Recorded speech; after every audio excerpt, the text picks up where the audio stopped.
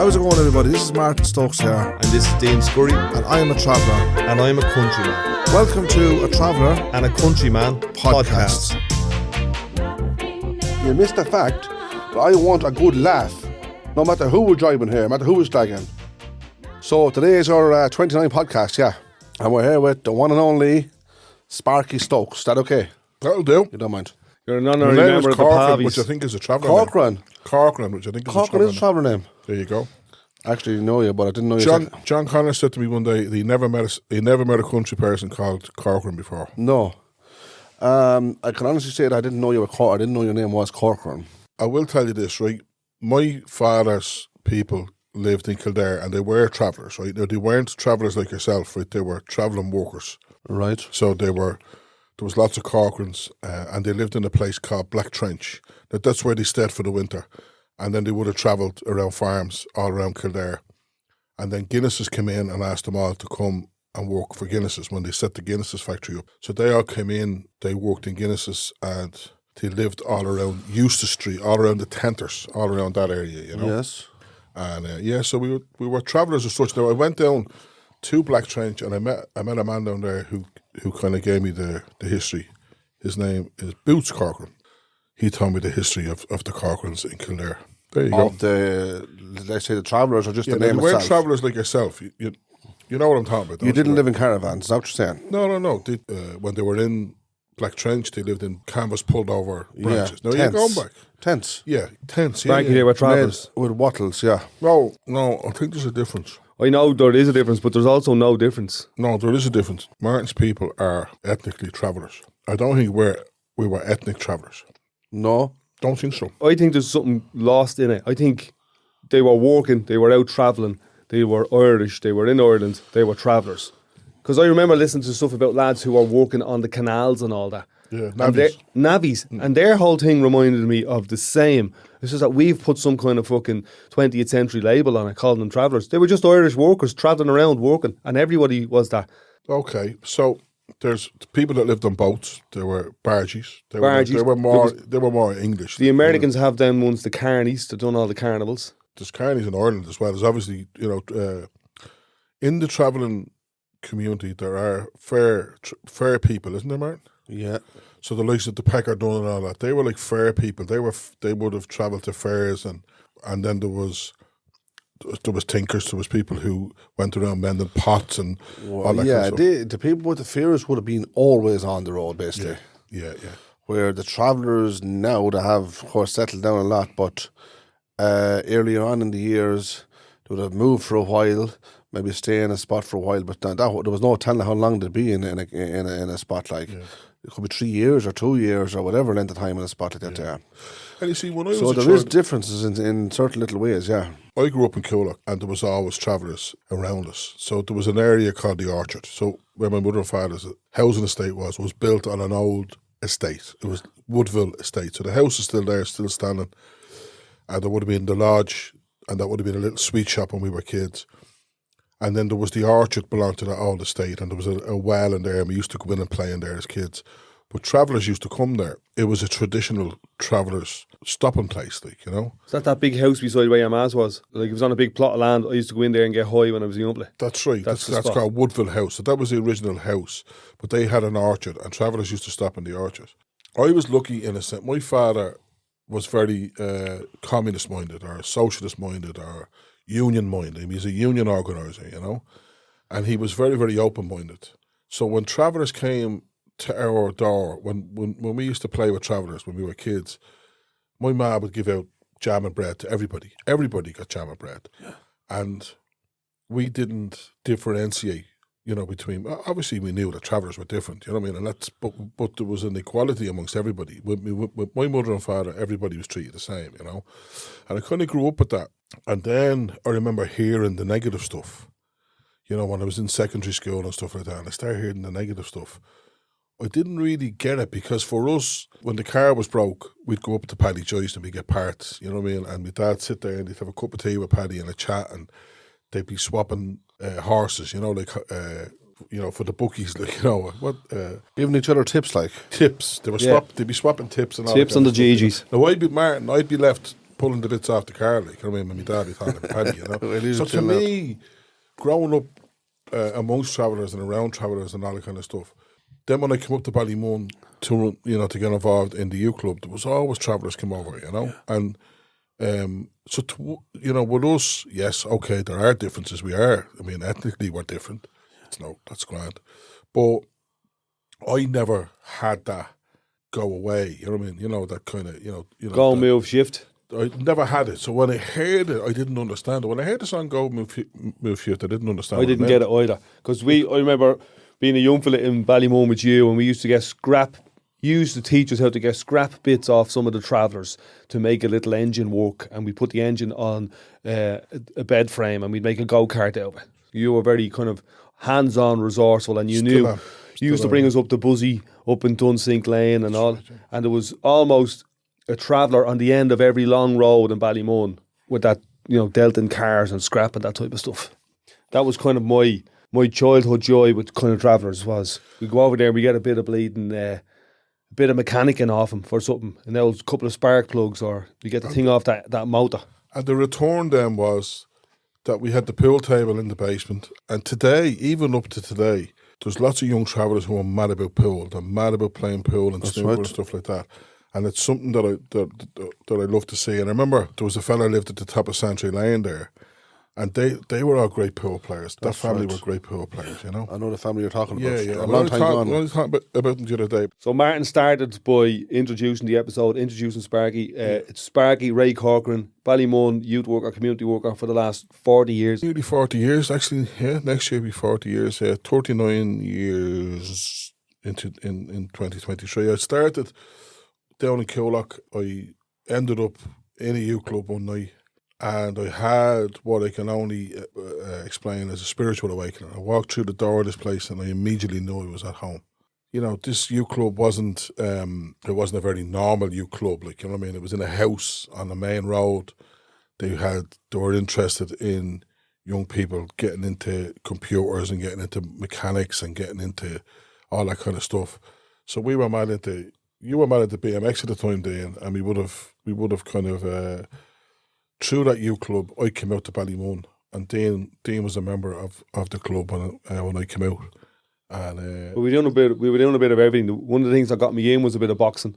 There was boxing gloves. Hugo, yeah. We used to stand up on the school stage in St. Joseph's School Hall and do a bit of boxing. And John McCrane was in there, and he was boxing everyone. And I went in with like a Rocky Bilbao Apollo Creed move, where I swung my arm around in a big 360 and let my other hand go. Gave him a bloody nose and legged it. And I went, I'm not going back to that fucking youth centre.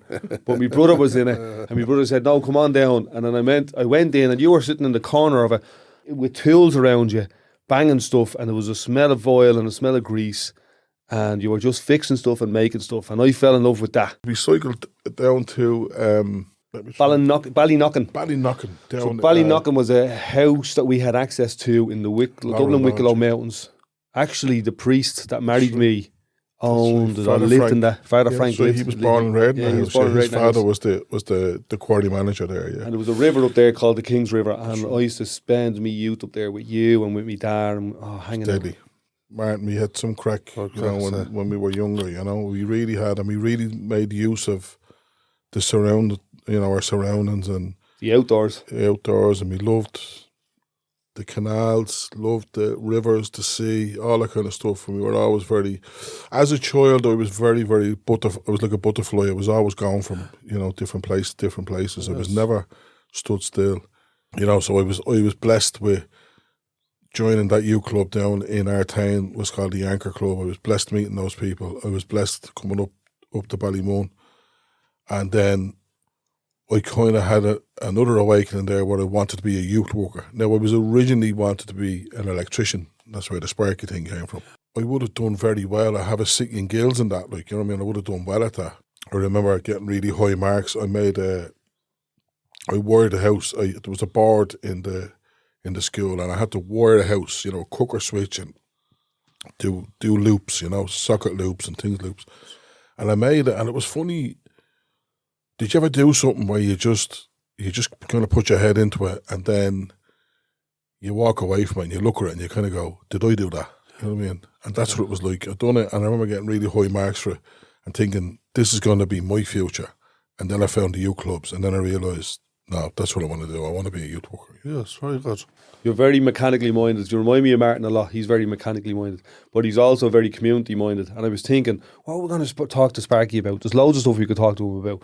You know what I mean? Ballymun, running as a Sinn Féin councillor, music, Ballymun in the 80s, any of that type of stuff. But one of the things that I got from you was an addiction to community. And that's why I'm hanging out with Martin, because I got addicted to hanging out up in the travelling community and just learning the bits and bobs of another group of people in my own community that for fucking 30 years I kind of didn't even know. Yeah. When I came back up to work up on Poppintree, it was very, there was a big mix of travellers and settled kids together, and it was great. And I would be one of the youth workers that would get on really, really well especially with the traveller lads, because we'd have the crack, Yes, very good. mixing and jiving and having a laugh, you know. Yeah, it's all about it. And the other thing that I'm mad into is music, and a lot of the traveller lads love music. I'm not saying that I don't, there was a lot of young traveller girls come in and they were mad into arts and crafts, you know what I mean? And that wouldn't be my thing, you know what I mean? So they would have, went into baking and stuff like that. And I'm not, I do bake and I do cook, but that wouldn't be my thing up there, But now we have a load of young travellers in, and we have a big group of them there, and they're brilliant, and they're mad into music. So I'd be playing ballads. I'd be trying to get them to listen to other balladeers, because they'd be into the Furies, they've introduced me to loads of stuff, like, you know what I mean, and to, the Whistling Donkeys and all these people that I never heard before. And What's the Whistling Donkeys? Whistling Donkeys are a group. Do you know them, Martin? So you'd know the song. They sing Sunny, No, go on, give us a bar. They do a version of Sunny. Well, that's a good song, but a lot of people sing that, don't they? I know, but these do a version. It's kind of a bit quicker. It's kind of more modern. It's a modern. What's the song? What's Sunny? So, Sunny Don't Go Away. I'm here all alone. Yeah. Mary Blackwood has sang it years ago. But what happened is that it's an old American song, actually. I only recently found this out. There's a song called The Lakes of Pontchartrain, right? And people would know that as an American song. But when they looked into the history of it, its roots are in Ireland. So the root of the song was written about Ireland, and then when the Irish travelled, they would have changed the names of it then. So Sunny would have had Irish roots. It's sang in an American tradition. But then when Mary Black and Christy Moore started singing it, they sang it, the American words, in an Irish tradition. Yeah. So it would have been on the radio in the 80s and 90s. Sonny, don't go away, I'm here all alone. That's a pure traveller song. That's it, and the travellers love it. And young traveller, and that's the one thing with young travellers is that they're around that kind of music all the time at That's home. right, yeah. It would have been true for years and years, like that, listening to that kind of music there. Like the Foster and Allen now, and anything to do with country, it would have been...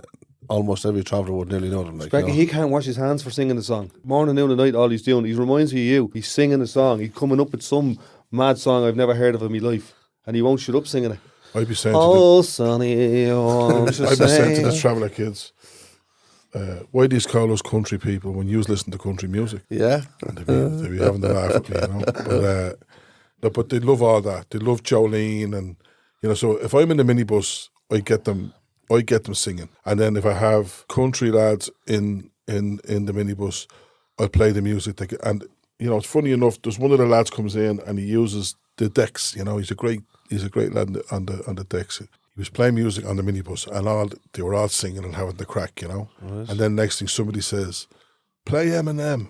And he started playing Eminem, and it just brought the vibe right down, And I said to him, your job is to keep the vibe going, Yeah. Was it because maybe some of them didn't know the words of the song, probably? Well, it wasn't that. It was just it was the tempo of the song and the nature. Like, so when you're out on the bus, we say with traveller lads, right? Yeah. And you throw on Sunny, and then you throw on Campfire, and and then all those kind of stuff. They'll sing along and they'll have to laugh, and you keep the tempo. But a lot of the young travellers now are listening to a lot of all this pop music and rap music as well, and a lot of that stuff. But I think young people now, the way that young people listen to music now, is they have a very eclectic type of. They're very broad. You know what I mean? So they listen to a country song, they will listen to Luke Kelly, they listen to the Dubliners, they listen to Damien Dempsey, They will listen to Maverick Sabre, but they'll also listen to rave music, rap music. Yeah, picking their choices, And mixing. and so they're it's very broad. Whereas when I was a kid, I was a punk, and I only listened to punk music. Don't forget, there's more access to different types of music now than what there would be years ago. Anyway, That's it. So years ago, even before CDs, if you had a tape of some singer that you liked, you treasured it. Do you know what I mean? You didn't have that was the tape you had, and that was it. Or you get these sometimes recorded ones from somebody else that recorded from another cassette, basically. That's right, yeah. Do you remember the two? They called a stereo with the two cassette decks in it. Damn, It's great, wasn't it? So you used to record one to the other. Do you remember Music this was more of a treasure then than what it is now, as far as I Do you know. remember this one, recording off the radio? Off the radio, yeah, putting the stereo up close to the radio, and maybe even waiting for that song to come on. The thing was to try and get the button off before your man. Yeah, that's your man right. was taught you, the DJ. I was used to remix off the radio or record onto a tape and remix. So I'd wait for the song to come around. Like Batman was one. Remember that one? It was a Batman remix. And I used to record and I'd get like quarter of a bar. And then I'd wait for the song to come on again on another radio station. And I'd get the same quarter of a bar. And you'd have a little Batman remix on it. I'd spend hours doing that. So I used to. This was one thing that I used to do, and it was, and it wasn't when I was a kid now, but it was. I used to love a certain DJ, so I used to love Donald and Ian, right? And I used to record his show on a C90, and I'd only pause it for the ads, you know.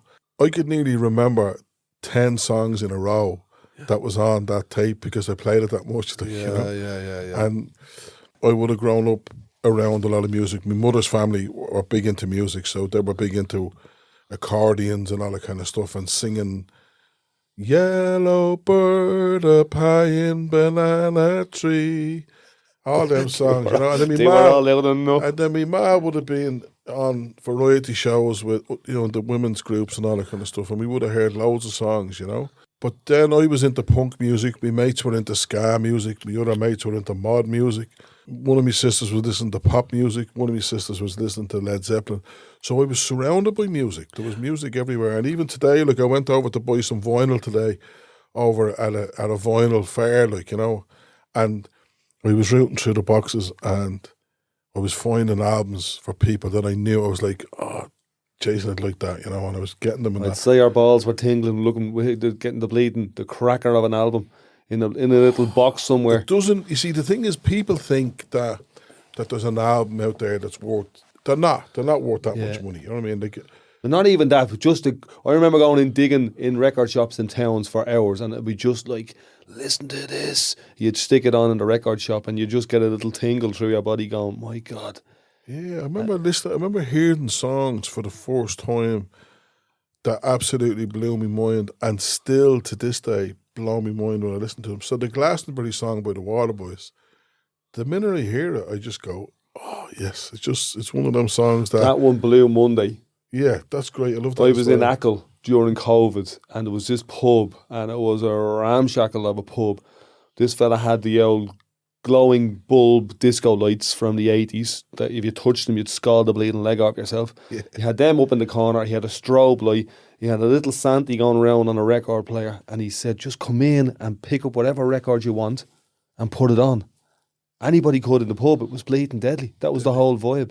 I was sitting there for about 2 hours, sculling points, going through bleeding records, and Blue Monday came up, and I looked at him, and he goes, yeah, stick that one on. And the place went fucking nuts. But you're right, Martin. Young people have great access to music through YouTube and Spotify's and SoundCloud and all these things. So There's massive choices now for the music, isn't there? yeah, and it's mad the music that they go back to, because they go back to 90s dance music. Yeah. And then they, like, I remember when I was a teenager, people were going back to 60s music, you know. And but what I find now is that we're not really in Dublin, like, there's not a big interest in new music, you know. There's not an interest in wanting to hear a new song. Do you know what I mean? Like, there's nobody It all here depends, saying, like, it all depends what people are bringing out, like, isn't it, really? but you don't hear young people saying, I'm going into town to see a band. Yeah, that's right. Even when we were kids, Martin, like, or when we were younger, you go and see the Wolf Tones, or you go and see the Furies, or you go and see different bands, and like when bands come over from England, you go and see bands. Now you Is there a big selection of that now at the moment? yeah. I think in Dublin at the moment there's like DJs remixing cracker tunes from the 90s, like Belters Only or Jay Cullen, or they're doing that type of stuff. And I think the only new music that I'd be into here in Dublin, say someone like Maverick. Yeah, the young people love Maverick now. He has a new song coming out, deadly. It's going to be cracker. You're guaranteed it's going to be a cracker. They love of a your song. man Jordan McCann from Manchester. He's a rapper. He has some good things to say, like, you know. But in Dublin, you never hear, you know, like somebody saying, I'm going in to see a group of young people from Ballymun. Like we say, like Aslan, you know what I mean? I remember going to see Aslan in a little pub on Bolton Street, you know, when I was about 14 or 15, you know. Yes. You've got a good example of it. Is a band called Brick Nasty. Right. Jonathan Ambrose, he's from Ballymun. Yeah. They're that band that are out there making that new music and playing in little shitholes in the middle of nowhere and just killing it. Stick them on any stage, in any room, anywhere in the world. Your man's from Ballymun, from the Bladen Flats. Yeah, very good. And it's rock, it's hard, it's melodic. But what is good is that folk music is kind of making a return. Like you have, you know, the likes of the Mary Wallopers and all that are playing music, you know what I mean? And, you know, so there's a lot of... But it's hard to beat the other stuff though, isn't it? Like even Christmas time now, I know we're in Christmas now, say, but even Christmas time now on the TV, even the kids are selecting, they're selecting all old stuff, all old Christmas songs. I don't think there's even much new stuff anyway in the Christmas. The odd pop song, all right, basically. There's neither head nor tails to them. But the old Christmas songs, there's literally a story in the song. And all you ever see now is on the T-shirt. That Fairy Tale in New York now. Like, that's a top of the range song for Christmas. Absolutely. And it's still the most played song. And it's a story. Up to today, it's the most played Christmas song in history, yeah. And You have Shakin' Stevens. He had a couple of Christmas songs. He had, yeah. Absolutely brilliant. And they get played up to today. And they're like 40 years old. The same songs are in the 80s, basically 82 and 83. I got my old piano on the green door. And there's still top hits today on the TV, basically. So there is not a lot of good, especially Christmas songs. There's not a lot of good stuff today. I'm not saying that there's no new music being produced, but there doesn't seem to be an appetite for it. Yeah. I'm dying to get him out to a gig. I invited him to see Dempsey and invited him to see Maverick. You'd love and it. I think that'll be a breakthrough moment for him when he sees Dempsey in somewhere like Vicar Street or the Ivy Gardens, and he'll go, "Oh, that's the thing that Dean is talking about. Yeah. That's the thing that the Dubliners had, or that the Furies had." But Dempsey has something very unique. It's not pub drinking songs. It's more spiritual, but there is that energy in it when he plays. You know, when he does his version of the Raglan Road, you connect back to that big Irish That's the song. thread. I mean, that is the thread. The thread is that he comes from that, you know, that he comes from that tradition. So he looks back to that. But what Damien did was he started writing songs when he was 16, and they were like crackers. Like, he has a song called You're Not On Your Own Tonight, and he wrote it when he was 16. Yeah. He wrote a song called The Colony, and what happened was his ma said to him one day, I was up with your nanny, and she said you wrote a song about her, and he's like, no, I didn't. And she says, well, you better write one because she thinks you wrote one. So he started writing a song for his nanny, Annie. And then he's singing about her, and the original name of the song was Annie from Dunlavin. And then he said, I better include the other nanny, and then I better include the granddads, you know. And then as he was writing it, he realised all those people were born under British rule, you know, in a colony, you know. So that's where he says, I sing a song of the colony. How many years, and we're still not free because we're still under it. I mean, our country still, you know, a quarter of our country is still colonised, you know. And so he took the tradition of the ballads and he kind of put a modern twist on it, like, you know. Yes. So, I mean, even the songs that he does, like, he does a great song. That he's still carrying on the ballads, though, isn't it? Yeah, and he does it in that tradition, and he's able. I mean, the shows are magic, man. You have to go in. You have to go and see them. Yeah, I'd like to go there sometime. Dean asked me a few times to go, but sure, the time is not right. What we'll do is, if you get him on the podcast, I'll go to his. Well, you get him on the podcast. If you get him on the podcast, Ask I'll him there go now. to This his will be a show. love letter to Damien. Dear Damien, we're at the bleeding, telling out Dear the whole Damien, world about where's you. You're it? amazing. Well, Come and sit down and have a bleeding chingwan with me and Martin, Yeah, and we'll it'd be get him to nice. one of your gigs. It'd be a bit of crack, all right, wouldn't it? So, Sparky, Ballymun, youth work, sparking, mechanicking, one of the reasons I kind of stay in touch with you is swimming in the sea as well. It's one of the gifts that I think that this city has given both of us. It's kind of kept us quite fit and young, you know what I mean, and bleeding happy, going and jumping in the sea. And Dempsey is someone that me, you and him had gone swimming in the sea for the last 20 or 30 years. And when we met him, that was one of the things that we had in common, and that's how we kept in touch with him, was through the sea swimming. But I was thinking the other day, I wonder when, I remember making me way down to the spot in Ballymun, we used to climb down these rocks, and it used to be safe. When we were kids, it was safe, or there was a direct route down to it. I remember seeing, there was like an old Bats there, an old swimming place, and we used to climb down these old steps that have disappeared into the sea through erosion now, and had disappeared 20 years now at this stage. But we used to go down to those Bats, and then we used to go down to Ballymun and swim there. And I can genuinely say I learned to swim there. Like, I remember we used to run a swimming in the old Bats in Ballymun. We ran a swim with a man called Con Rainey, who was a legend in Ballymun, and we used to give him a hand to run this Monday night club. And then poor old Con retired, and then he passed away, and we kept it going. We taught an awful lot of people how to swim, but I remember learning to swim in the pool, but then getting me strength in the sea by going out to Ballymun, A couple of years ago, probably 2 years ago, you brought a couple of young traveller lads down to Ballymun. Not to Ballymun, to the High Rock. Stop. I won't mention their names because I might slag the shite out of them now. But one of them seeing the water, and there was like a little pier. It's about 200 foot long, and then there's about a 10-foot drop, and one of them just seen the water and ran down the pier and jumped into the water. Within that now. So what happened was that when they were going down, they were in the van and they were saying, I'm going to jump off first, and I'm going to jump off first, and it's going to be me, and I'm going to do this and I'm going to do that. And I was like, right lads, you need to get into wetsuits when we get down here, and blah, blah, blah, blah, but when they got there was two young girls, just the same age as them, at the ladder, and they got chatting to them, and one of them got a bit excited, because the girls were chatting to him and all that kind of stuff, and he said, I'm going to jump in, but he just jumped in his clothes and his runners and the whole thing, and he wasn't able to swim with his clothes on him, so he panicked.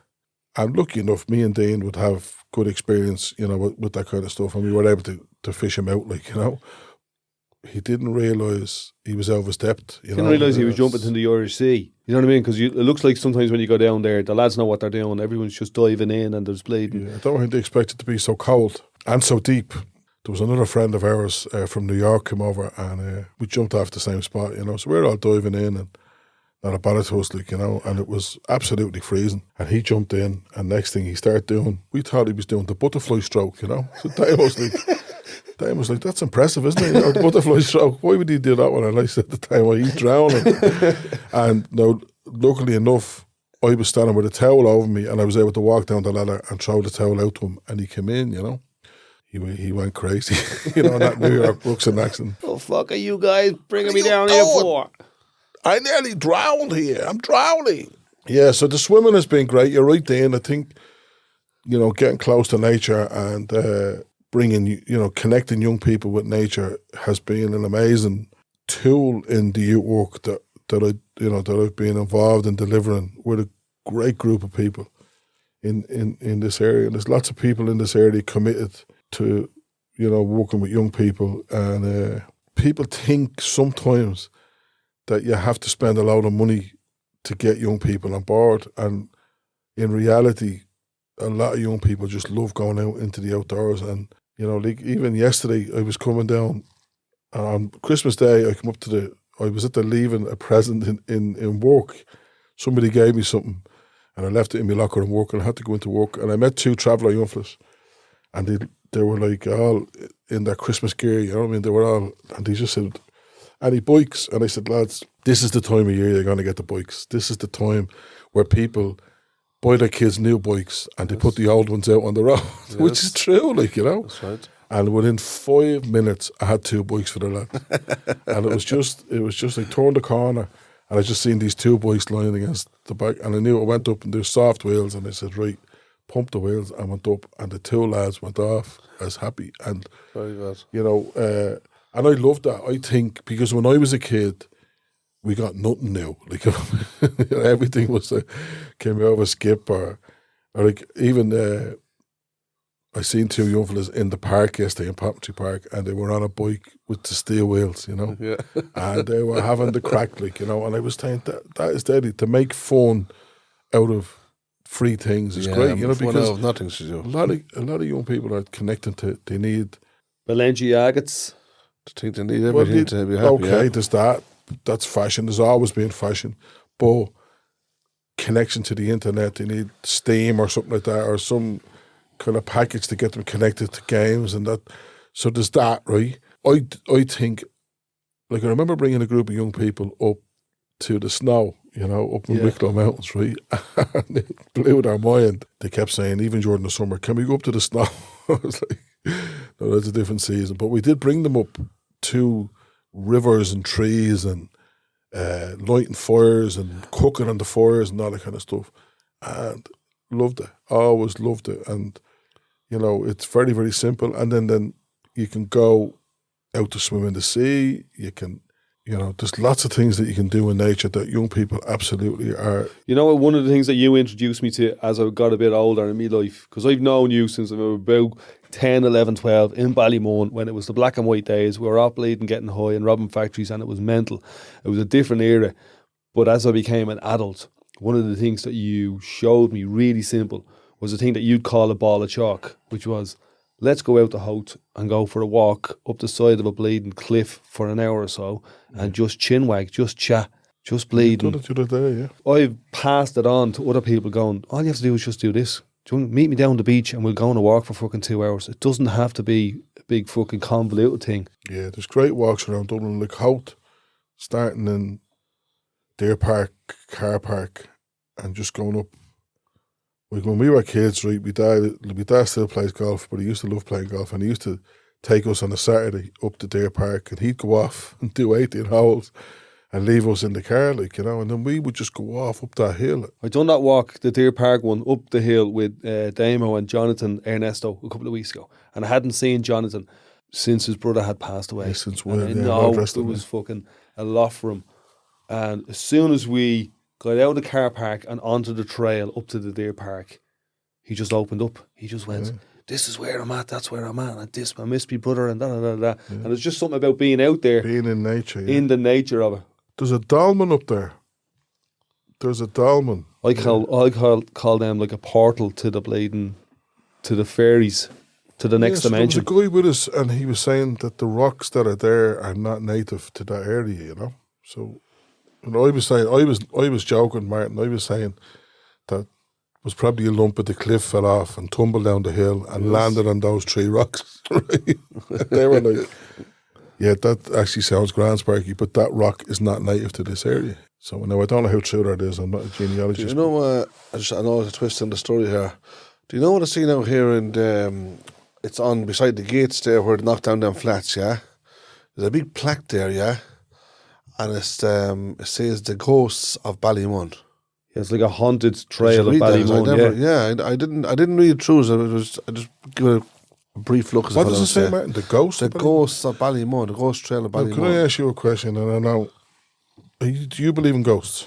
Again, Dean asked me this before. Sparky, he has a cracker answer for this. He has the best answer I've ever heard of any question from any person, dead or alive, man, woman, or child.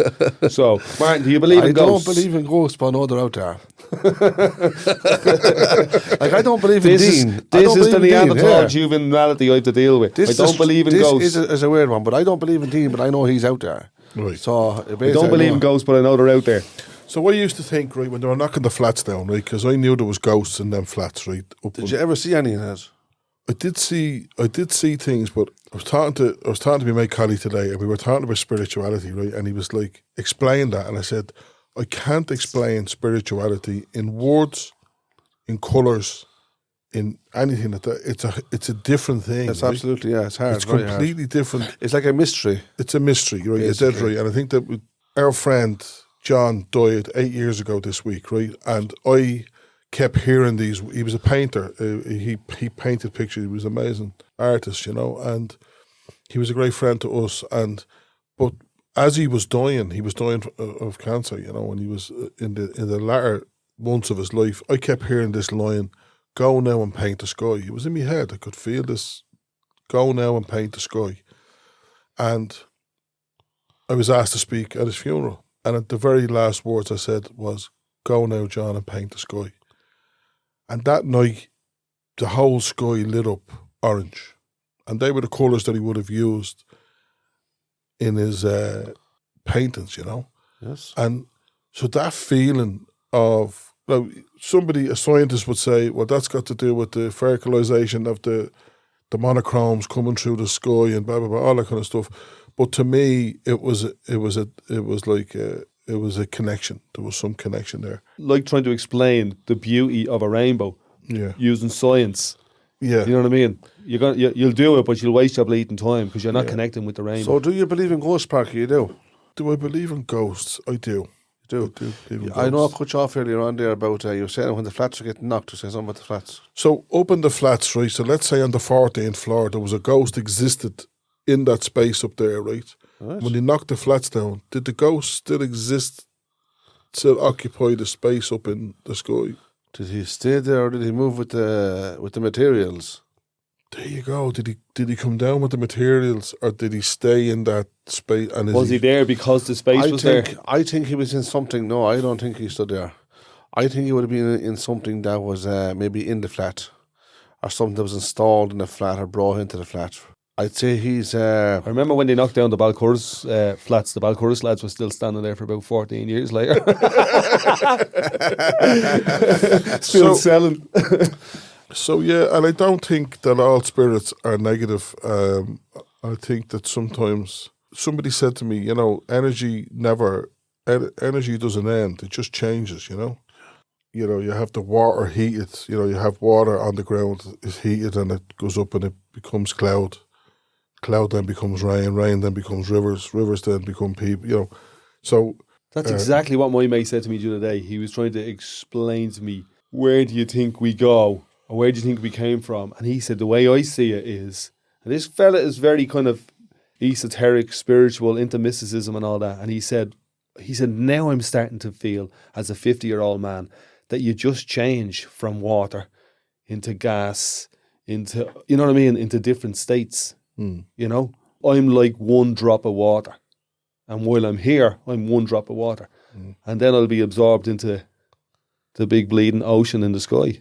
Very bleeding esoteric. We're only 40 minutes in, we're already talking about but the thing is, Jabubas. so I think sometimes, I've heard this said before, and part of me would say, that's a load of shite, whatever, that's a load of crap or whatever. I do think that sometimes, I knew somebody who died a year ago, and she was an absolute non-believer. Her family were non-believers, complete non-believers in any kind of thing spiritual or anything beyond this. Okay. You know what I mean? So believed in nothing, basically. Believed in nothing. Atheist or atheist, yeah. And they were very, very much. And then when that woman died, they said that they could feel her energy in the house still, Now, I don't know whether that's... Okay, when people die, we remember their sayings, you know what I mean? You remember, didn't Granny used to say this? So you remember them, you know what I mean? So their energy is still with you as such, you know what I mean? But they were saying it was another thing. It was an energy, that they felt her around the place, Yes. And we get that, you know what I mean? So it's very hard to explain that, as I said, in words, colours, or something like that. If you want to explain that through science, you're going to come across as a fucking nut job.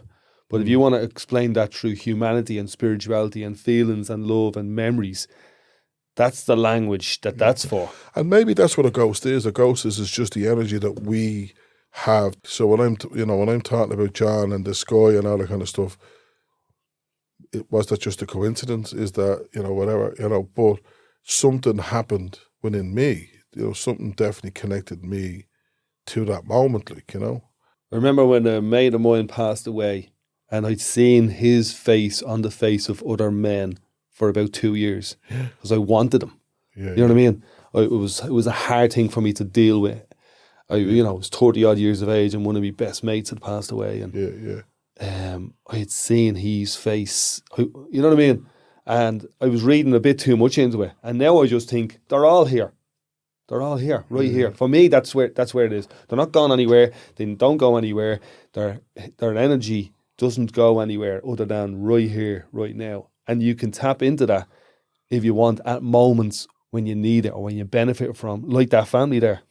They probably needed that right bleeding there and then. Yeah. That connection. Sometimes we're up our own arse too much and we're just in our own lives to realise that it's right here. Probably chances are everybody thinks in different ways anyway. In a sense where, like as he said there, he feels that his friend was there. Other people obviously know that they're not there. Other people then can feel their presence in their houses or wherever they live, basically. So I guess everyone has a different experience, a different story about it, haven't they? So But if you look at, there's no real and true answers to all of this, is there? well, if you look at, okay, when a person is alive and there's an energy from those people, like, and then when they pass, what's left is a body that rots, okay? But there was that energy, that spirit or whatever, and I just wonder, how can that just end? That's what I think, Maybe it's not a real thing, maybe it's, maybe it's just, maybe it does end. I don't know. And that's the mystery, isn't it? Exactly. Yeah, And but also that's kind of, for me, is the grace or the joy is being open to exploring or feeling that. You know what I mean? And going, because you can be closed-minded, closed heart, you can be right. If science doesn't prove to me that, dragons existed, I'm never going to fucking believe in a dragon. But stranger fucking things have happened. Yeah. You know what I mean? Like Martin is a very religious person. He would travel religiously on pilgrimages to places like Medjugorje, where you've got hundreds and hundreds and hundreds and hundreds of thousands of people going to see a thing that somebody said that they saw. And if you would take it as face value, they're all fucking nuts. Or else it's the most beautiful thing in the world. You know what I mean? Both of those things, I think, are kind of true at exactly the same time. Well, it all depends what you want to believe. Sometimes you don't have to believe, you don't have to see to actually believe. I know in a sense what Dean is talking about there about religion, and doesn't mean we have to actually have to see something to know that it's there or not there. It's the same thing with someone telling you a story. You either believe it or you don't. But just because you didn't see something happening, or you didn't see a person, or whatever the case might be, doesn't mean you don't have to believe that it didn't happen. If it makes any sense. Well, we do it all the time. We listen to stories in Like, songs all the time, and we believe them straight away. I believe in God. Have you asked me, have I ever seen God? No. Do I know He exists? Yes, of course. You've never seen a ghost, but you believe in it. Because I have that faith and I believe in it. So some guy down the road here tells you a story. Your man says such thing or done such thing, whatever it might be. Your man says he's seen his dead mother walk through the living room at 3 o'clock in the morning. Might be. That's up to you if you want to believe it or not. You have your own choices. Just because you didn't see it happening, it doesn't mean it's not true. But at the same time, that's left to your choice. So that's where faith comes in my behalf. So my faith, I remember as a kid, faith helps you to believe. The stories of fairies and banshees and all that really intrigued me. And then as I got a little bit older, into my 20s and 30s, I went, right, that's just a load of nonsense. They're just myths or stories. But now, as I'm nearly 50 now, I'm definitely much leaning into all of that shit is real. It's hard to, I know I said do you believe in ghosts? No, I don't believe in ghosts, but I know they're out there, right? I said that already, right? But when you hear so many stories, I've heard stories through the years about ghosts and spirits and stuff like that. And when you hear so much of it for so many years, you you don't really want to doubt it then, do you? Everybody can't be telling lies. Like Dean tells you a story there where he's seen a ghost last night and this happened, that happened. Okay, fine. Someone else tells you a story from last week or maybe last month or 6 years ago. Whatever it might be. Can everybody be wrong? So it's like the whole world is telling you there is something out there. We can't doubt every complete single thing. Lads, we just came out of a thing called Christmas, which is the biggest one of them stories ever in the history of everything. Yes. Right? Where you've got these 3 stars, which were actually 3 kings, Yeah. which actually, you know, the birth of Christ and all this type of stuff. You know what I mean? There's so many of these, and one man's Christ is another man's bleeding fairy tale. The whole world has just come out of a whole month of that. Yeah, well, in part that it makes it a mystery, doesn't it? It's a That's mystery. That's where the mystery is, trying to work it out. But I think Christmas was winter solstice. It was, you know, there was always a celebration around the winter solstice, the summer solstice, the equinox, all those kind of things. People would have celebrated around those times, you know. And when you think about the winter solstice, they would have gathered loads of food together, you know, dried it and salt, wherever it was, and then had a big festival. Had a feast because it was dark at 4 o'clock in the afternoon. Yeah, but it wasn't dark everywhere at 4 o'clock in the afternoon. It's dark in Ireland, and you know, it could probably place a straight line across Europe. But I'm only to coming back from the Canaries. It wasn't late in winter there. It wasn't dark there. What time was it dark over there? It was like bright at 7 in the morning, dark at 7 o'clock at night. So if It you was that's 25 degrees. And But that's if you Christmas go time. to- And that's Christmas time. if you go to Australia, they would have, you know, the people, the native people there would have had, they would have been very close to the land and very close to the earth, and they would have had festivities around certain things that happened there, right? Now, we are very tuned into, and the whole world is tuned into European, I mean, you know, even Americanisms and all that kind of stuff, they originate in Europe, you know, like Santa Claus, St. Nicholas originates in Europe. The Christmas tree and all that kind of stuff originates in Europe, but they're images and stuff that's carried throughout the whole world, which has become very, very commercialised. But I have heard people over this Christmas saying, no, I love Christmas because... Martin is one of them. I like Christmas, but Martin loves Christmas. He is Christmas.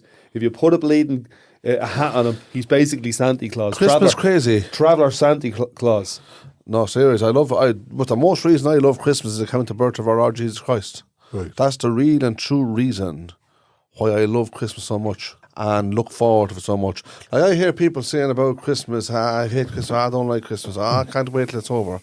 All that sort of stuff. Why have that kind of low sense of humour when you know you've got to go through it anyway? So why not make the best of it and liven yourself up here a bit, like, and be happy about this season coming forward?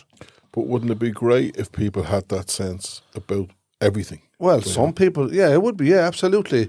But it depends on what you're talking about. Say when you say everything, Christmas is a massive celebration. There's no mistake about that. Absolutely. And it's literally for the whole world, and also especially for children. Like it makes, without a doubt, it makes probably every child on the planet happy because there's so much hype up to it. This Santa Claus thing, this morning they're going to get presents and they get all dressed up, and it's absolutely everything about it. So there has to be something good there, whether people believe it or not, I because think there's it's a so good time, many and people- happy and smiley faces. People want to do good at Christmas. Like, we went into one of the soup runs there. I was asked to go in at one of the people who runs the soup run had no carol singer, so I got a phone call, will you go in and sing a couple of songs? And I got 5 people together. We actually had great crack. We went Lovely, in. that's beautiful, So yeah. break your absolute heart to witness what's going on our streets in Dublin in terms of homelessness, right? I was going to say that, I'll get back to it in a But second. what happens is that at Christmas time, people want to help. So there is something about the Christmas spirit. the Christmas spirit, if that's what you want to call it, right? So, yeah, there's something happens. You're right, Martin. There is There's something happens. magical there. There has to be. And even if people can't pinpoint it, even if people don't believe in Christ, Even if people If- don't believe in even if rainbows or people ghosts, don't there's something bleeding magical yeah, there. even people don't go to, if people don't go to mass or don't pray or don't whatever they want to do. Most people don't, Martin. Like, No, you I'm know. just saying anyway. I'm not discriminating people for this. But I'm only saying is whatever they believe in. Doesn't Christmas bring something magical to life itself? to a lot of basically? people, right? And I'm sure there are people who are lonely, and there's people who are. Yeah, who that are was a sad. mourning, That's and the there's sad people- part about it, in a sense. But people are only in bleeding June.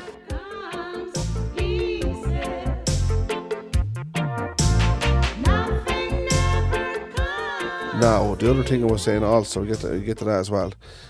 Owen Keegan, he's a chief executive in the Dublin City Council. You probably know about him. And he made a statement here a couple of days ago saying that, literally telling people, stop helping the poor people of Dublin streets. In other words, stop giving them sleeping bags, stop giving them tents, don't be passing them clothes, as if to say you're encouraging homelessness. And also saying that, basically, in his own words, that these people are there by choice. Has he gone round? Did he go around Dublin and ask every individual person? At this moment, there's 96 people.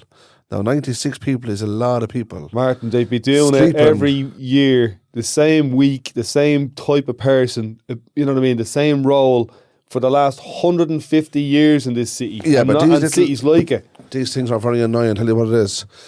At this moment, there's 96 people, right, sleeping on the streets of Dublin. I probably have, because I'm around a long time and around this kind of stuff, I have a different opinion about homelessness, right? That wouldn't be everybody's cup of tea or everybody's opinion, right? Well, and it's got to do with experience. Yeah. So I think a lot of the homelessness that we're witnessing in Dublin City, and I seen it the other night, was down to two things. One, severe addiction, and two, severe mental health issues, right? Yes. And there's not many people, in my experience, right, who are homeless, who end up on the streets without one or both of those things, okay? So people want to help. Everybody wants to help because when you're in there, like the mad thing was, I was in there, right, and I was singing, right, and I was having the crack, and I kind of had me back. They were feeding people, and there was people showing up, and there was definitely a need for food, without a doubt, right, because people turned up for it, right? Now, there was also people there who were opportunists, right, that were, people who were travelling around the place, like, you know what I mean, or whatever. And there was people who were there for company, right? Yeah. So, but the one thing that I think that held a lot of them together was addiction. That's without a doubt, right? And I kind of asked myself the question, why is there no addiction services, right? Why aren't we looking at addiction? Why is it food? You know what I mean? And is food an easy one? Is it that we turn up and we put out food? There was definitely a need for food. I could see that. My dad was right? explaining that part to me, and he was saying what generally happens is the helpers see hungry, angry, lonely and tired, and they want to help that bit. Yeah. I'm not sure how to deal with the other bit. Like me and Martin had a podcast some episode people here about, would you help a fella who was a drinker, or would you help a fella who had a heavier addiction, say to heroin? You know what I mean? And most people would probably give the drinker a couple of quid, but we wouldn't give the heroin addict 30 quid. You know what I mean? There's a fella down there, get yourself a couple of cans. So we have this thing with the heavier, more complicated end of addiction that we just go, I'm just going to walk away from this because I don't know what the fuck it is. I don't know what to do. I don't think many people know what to do with addiction. And I think like we all have addictions in our families. There's different levels of addictions and all kinds of, and a lot of us with that experience will realise that we are powerless, so that when one of our family members turns to drink, turns to gambling, turns to heavier addictions, cocaine or heroin, or whatever it is, right? Nothing changes unless that person wants to change. And a lot of the time it's down to that person hitting an all-time low in their life and they go, I need to do something about this. And when you listen to people's experience of addiction, that's what they say, So when you arrive out in the street with a message of recovery or whatever it is, right, you have to be hitting the people when they're ready. You know what I mean? It has to be... And it mightn't be Christmas week when you're singing your carols and handing out turkey sandwiches. Absolutely. So I get what your man is saying. I don't agree with what your man is saying. I get where he's coming from.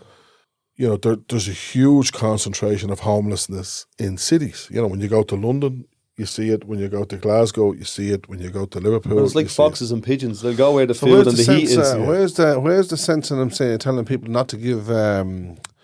Like you walk on the street, you literally see someone lying there. You don't know if they're dying with the hunger because you can't feel what they're feeling. You can see that they have no clothes, maybe or no whatever. They're on the street, simple as, and they have no sleeping bag or no bag. And obviously, if it could be done, you'd encourage them not to be on the street. Fair enough. But how does it make it any better by telling people not to help them? Yeah, I don't know. They're saying it makes the situation worse. I think, are they waiting just to let that person on the, like, here about... it'll be about 3 weeks ago now, I would say, right? I was in town and it was actually below zero cold. It was freezing cold, and I mean freezing, right? Now, I had a fair old hefty jumper on me and a fair old hefty coat, bit of a hat, well covered up, as a fellow would say. And there was this man and woman, basically, and they were lying literally, when I say on the ground, it was probably even worse again, because it was like a pillar where there was a concrete between both pillars, and they were sleeping on top of that concrete. And you could literally see the ice in the air. That's how bad. And I want to say the ice, like do you ever see that, like frost, mist, yeah. like the mist in the air? Like, you'd nearly take a coat off your back and give it to them, to be honest about it. For someone in such a high position to be encouraging people not to help these people. So if they're encouraging people not to help them, why don't they get out of their offices and go and do the right thing and encourage, no matter what kind of persuading it takes to get them off the street. But I'm sure if they give them some assurance, that probably would work. it's a complicated issue. And here's an example of how it kind of changed for me a little bit. I was down on the beach, and I go swimming at the beach all the time. And for most of the year, there's no lifeguards. Yeah, the lifeguards are there for maybe 10 weeks at the absolute maximum. But there's people on the beach, and there's water and waves, and there's dangers on the beach all year round. And I remember this woman came down one day, and she just walked past me, walked down the steps, and walked into the sea. And everybody around panicked and ran in after her. You know what I mean? There was about 10 people in trying to drag her out. And I was probably one of them people as well. She just gave up, basically, did she? She just went, right, it's time for me to check out. 2 weeks later, the same woman does exactly the same thing. Yeah? Yes. She just walks down the stairs and into the sea. And that time I'm like, that young woman who does the walking into the sea thing. Yeah? She'll come out in about 20 minutes when everyone's not fucking panicking about her. And she'll sit there shivering, and we'll call her an ambulance, and the ambulance will take her away. You know what I mean? Yes. And for me, sometimes that's kind of a little bit what happens in town with mental health issues and addiction and homelessness. And did she come back out? She did come back out. I didn't leave her in there. She didn't die. But the story was, the very first time you see it, it's a bit fucking weird. Shocking, yeah. The third or fourth time you see it, you go, this is what this is going on here. The lay of the land is different. The next, if you went in carol singing for 6 nights in a row, you'd see a lot of the same patterns and habits and people, opportunists in one area, genuine people in another area, refugees in another area. It's not as simple as that's a homeless person or that's someone with mental health issues. It's quite complicated. And it is open for people taking the absolute piss take. And I know that firsthand. No matter how much love and care and attention and room and space you give to people, they'll still take the fucking absolute. Some people will still take the absolute piss while leaving somebody else in genuine need out. So it's not as simple as those poor people at Christmas. That's the baggage that we bring to it. That's our heads going into that situation, you know. And I get what, you know, Owen or whoever it is saying, don't be encouraging people. But also, if someone is standing in the sea or in the middle of the road and they're in fucking immediate danger, the human party is going to kick in. Of course they're going to help, no matter what. No matter what anyone else and thinks. And I genuinely don't think that there is one solution or a solution to this, because we have so much trauma issues in this country, you know? Like, we have an awful lot of people with trauma who are in addiction, who are in chaotic life, sleeping on the street and stuff like that. But haven't they got laws for literally everything? Basically, they have a law more or less for everything that goes on in their lives, basically. What's your point? My point is, supposing they brought a law out, look at people were not allowed to sleep on the streets. In other words, like, you're literally not allowed. You have that in Paris, yeah. They were trying to bring it in here, actually, about 3 years ago. You're literally not allowed. I'm just thinking this myself here, right? So you're literally not allowed now to be homeless, in other words, right? So now you know, no matter how hungry or cold you are, no matter how say if a person's on drugs or whatever the sense might be, whatever causes them to be on the streets, right? Right. You know, there, if you go there, you're going to be arrested. You're going to be brought into a cell, basically. Nice and warm. Yeah, but the thing about the cell is you have heat, you have toilets and showers, you have food. Surely enough, if you have a drug habit, they're trying to look after you and maybe help you out that drug habit. So isn't that, I know it's by force, basically, but isn't that using one way of letting people know, right, here, okay, then you know you're going to go to jail, simple as, right? So now we have nobody saying, well, they're there by force. They're not there by force, sorry, they're there by choice. Yeah, but what you're doing is you're using criminality or the justice system to deal with a housing and a health issue. Right, oh, absolutely. Is it a crime to loiter? Loitering a crime? With intent it is, yeah. Right. If it's Not loitering with a tent. If you're loitering around, Very good. say these big government offices or whatever it might be, just say But they this, can right? move you on, yeah. And they can move you on. So if you come back again, don't move, and you don't want to move, will they arrest you? They will. Yeah, but if you're dealing with homeless people, right? If you're a guard that's dealing with homeless people on a beat, it's the same thing that Dean's talking about with the woman running into the sea. Yeah. The second or third time, you just say, "Come on, lads, keep moving." As Dean is saying, Martin, right? If there was an easy answer to this, it'd be done, right? There are hostels in town for for people that are full, that people turn up to, right? Yeah, but people don't feel one bit safe in hostels. So they don't want to go to them, right? That's So right. some people prefer to be on the streets. They think that's better. Enough people don't prefer to be on the streets, just so we know that. Enough people prefer to stay in hostels, hotels, B&Bs and whatever. You know what I mean? Like the majority, 95% of all the homeless people in this country are not on the streets. It's a very, very, very small percentage. Yeah. It's 150 people maximum for the whole country, like Yeah. at Christmas. That's where the big hullabaloo is, But what I'm saying is that it's not simple, but the one factor that does connect them all together, or the two factors, is mental illness and addiction, And you're saying the mental illness and addiction come from their community, personal, societal traumas, shit that happened. Yeah, but where's the help for the mental illness side of it, basically, yeah? Where's the help for the addiction side of it? There's probably two separate helps out there, yeah? But surely enough, they should be able to start somewhere. And as I said, put the foot down here. Look at, once and for all, we're going to put an end to this here. Yeah. We're going to actually lift people up, not bring them down. See, I think there are a lot of services available.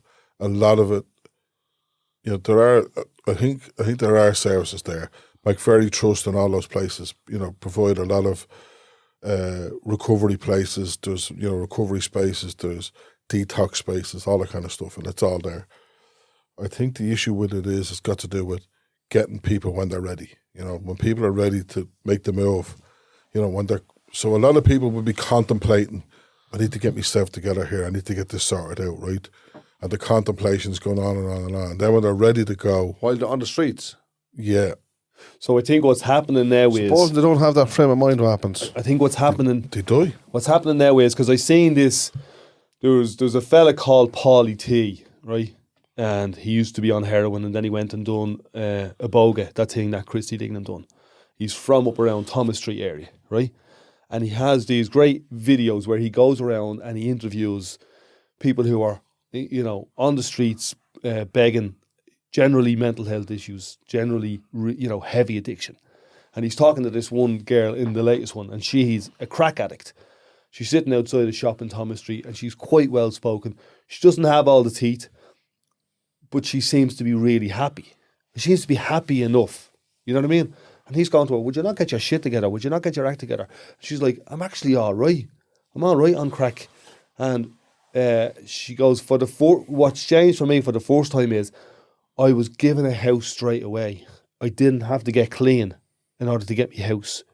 They gave me the house. And the coming clean bit can come second.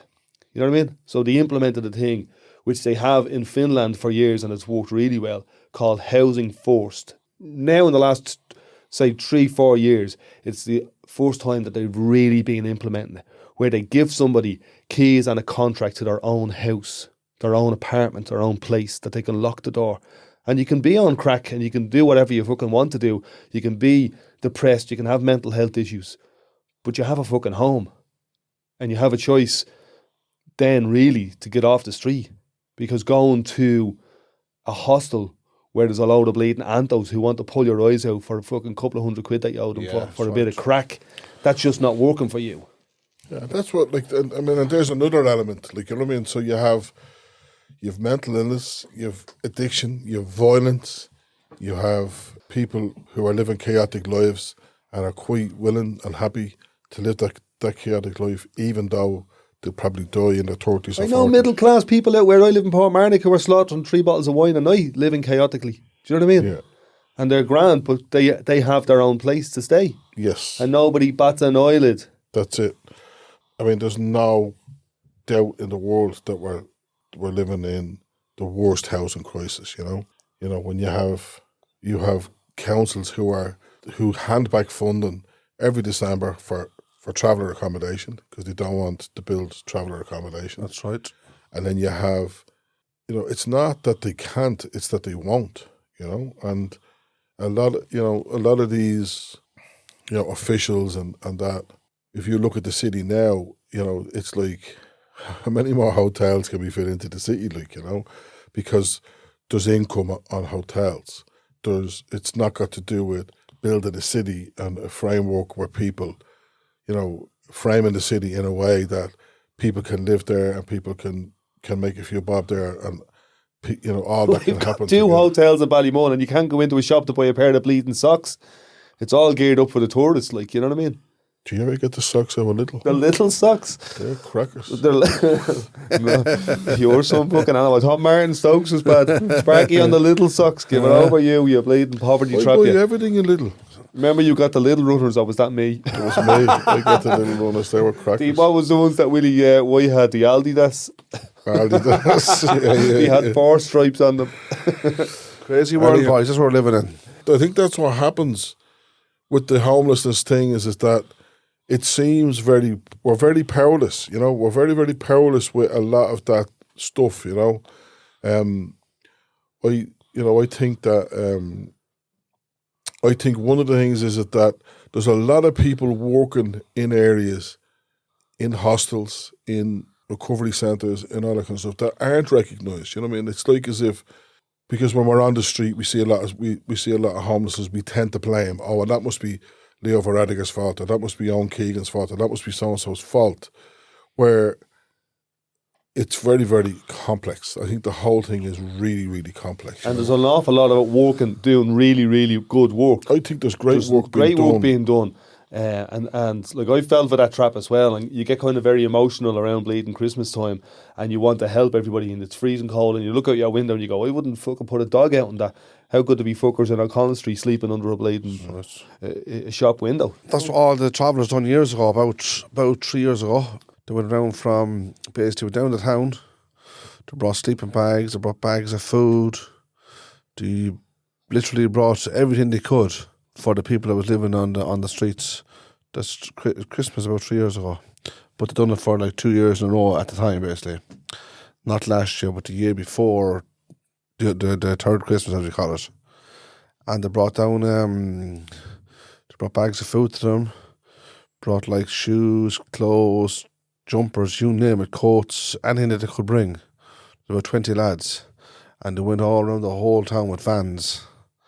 And start to, every time, wherever they see somebody literally sleeping on the street, to give them whatever they could, basically. But they done that for about 2 years, don't they? You see, each Christmas. There's great people. My dad is in and around that all the time, and it warms his heart to go in and see it. It breaks his heart as well, because one of the guys he got to know really well, who started a lot of the soup kitchen-y kind of stuff, is just in his own spiral of addiction and poverty and homelessness. But he goes in, when his health is good, he'd probably go in 3 nights a week, helping out, just bleeding, standing at the side of soup kitchens, helping people with sandwiches and all that. And I think that's the part of the human miracle. That's the part of it that I think people can connect with, that you could just do your part, Because for all the jackets and sleeping bags and love that those travellers gave out 2 years in a row, what was gained from it? And probably the only thing that was gained from it is that for those couple of bleeding hours, those people were a little bit warmer and a little bit more connected. That's right, absolutely. Do you know where I was? It was actually last week. I was driving down, as you come down from, say, Drumcondra, and you head on down by, say, Dorset Street and that. And if you pass down the St. Dominic's Church on the left-hand side, St. Saviour's Church, Dominic Street. On the right-hand side, there's a load of flats there, Now, they're not big flats now. Dorset. There's about maybe 3-4 stories in them, I'd say. Yeah, Dorset flats. Dorset. Sparky used to walk down that area as a youth worker. And literally almost, not every one of them, but almost every one of them is closed up. Yeah, it's been redeveloped, Is it being redeveloped or is it getting closed up? No, I think they're gonna knock the flats down. They're gonna knock it down. So they're going to knock them down? Yeah, because all of them, a lot of them have all shutters on the windows and doors. They're going to regenerate that whole. Like I was sort of wondering where all the people go to from these flats for starters. Yeah. But it looked very, very poverty basically. And that's part of the kind of the weirdness and the fear around it, is that you have people in blocks of flats like that. Ballymun is a great example. They inevitably knock down some of them, and then there are people who just never get back to the place where they grew up and all their networks and all their connections and all that. That's what I was getting at. Do you know what I done then? I went and I looked through the, what do you call it? Do you know, is it O'Devaney Gardens, is it? Yeah. That's where the flats was That's as well, a huge case of like misinformation and corruption and developers' greed and all that type of stuff. Yeah, but they closed all them down now as well, yeah? Yeah.